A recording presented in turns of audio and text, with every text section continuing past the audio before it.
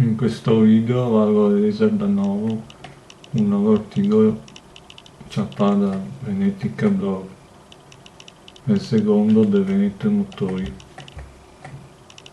Da Lunaro Veneto 2020. Roncade.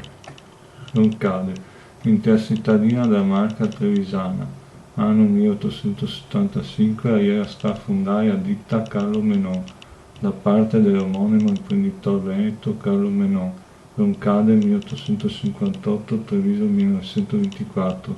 Nel 1890 Menon, stimato costruttore di velocipedi, si era buttato in proiettazione aeronautica avanti di 13 anni sul primo volo della storia, ma il destino non si sta bene a concretizzare le sue idee.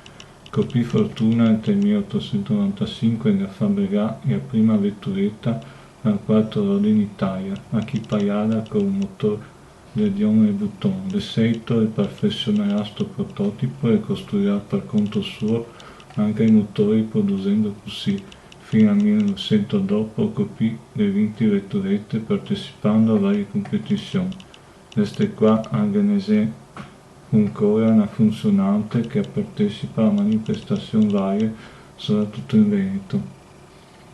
Se vi piace questo articolo mettete mi piace, iscrivetevi al canale e vi lascio in descrizione il link di questo articolo. Al prossimo articolo.